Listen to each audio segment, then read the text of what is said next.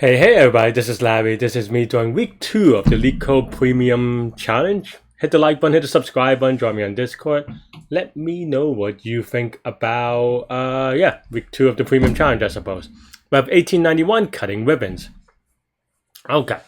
So you have ribbons, lengths of I, ribbons of I is the length of I ribbon. You have an integer K, you can cut any of the ribbon in any segment positive or no cuts at all. So we have 4. You could cut them into any direction or whatever. Okay, that sums up to 4.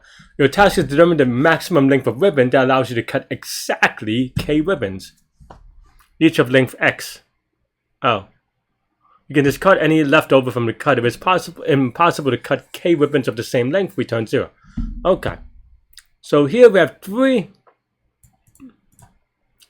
Yeah, I mean, I think this is going to be binary search, just the way it feels, right?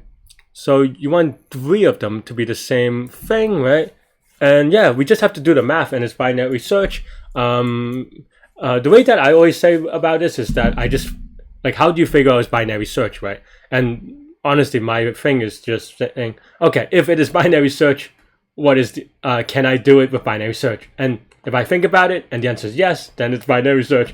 There's no like crazy like and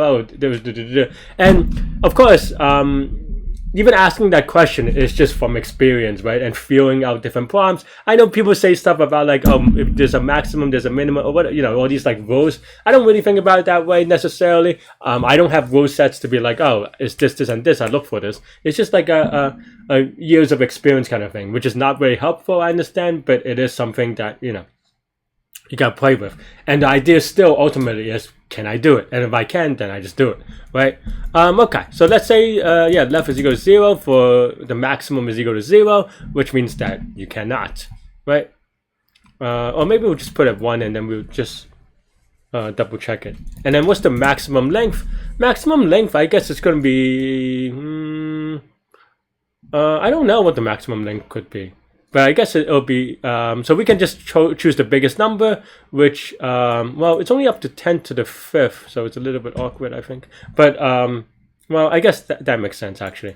So that means that the maximum length, because if it's bigger than the maximum length of a ribbon, then you're getting less than one thing, right? So I think maximum of ribbons is good enough for me to play around as the upper bound. And then now I always mix them in inclusive bounds, right? And then here I always write it roughly the same way. And then I always write good function, and the good function doesn't mean anything by itself. And that's why I don't fill out the rest until I fill this out, right? Or what I intend it to be. And here I go, okay, well, the idea is that can we get, given a length of a ribbon of length target, that's what we're targeting, how many pieces can we get from the input? And can we get at least K pieces, right? So that's really the idea. And yeah, and maybe we have a count, we have 4x in ribbons. And then the idea here is just a 4 of the divide function, right? And if you kind of have to figure it out, you just use real numbers is how it would say. For example, if you have a ribbon that's length 9 and you try to get a ribbon of length 4, well, how many ribbons of length 4 are there? Well, there's 2, right? Because it's 9 divided by 4 is 2. You have extra pieces, but they're not length 4, so you could just throw it away. And that's basically the idea. So then now we have count. We went by x over target. This is also why we don't want this to be 0. And then we just return count is greater than or equal to K. That's how many pieces we have. So if this is good, what does that mean? If this is good, that means that we can try a bigger number. But left is good, so left is, we keep it in bound because it's a possibility. Otherwise, if it's not good, then we have to try a smaller number. And here we do -1 because mid is already no good, so we don't have to consider part of the bound. But because of this mid -1, for rounding reasons, we always add +1 here on this side. And anyway, and that's pretty much it. I think one more thing that you have to do is that because left lower bound is 1, it doesn't mean that 1 is good, right? So there are a couple of ways you can write this, maybe. I think if you actually write this to 0, it should not actually check 0 because it can only be 0 if it can only be 0 when left is equal to right, when they're both 0. So I think this should be good. and let's give it a spin. If not, then I just have to make modification. And yeah, a quick submit. I haven't done this before apparently, but we're okay. We're Gucci, and that's pretty much it. What is the complexity here, right? Well, this is O of n function for good, right? And yeah, and this is left and right. This is max ribbon, which is 10 to the 5th, but I like to say it is R for range, which is 10 to the 5th, and then we log R.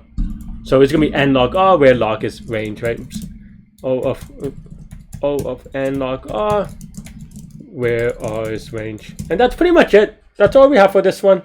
Pretty straightforward, hopefully.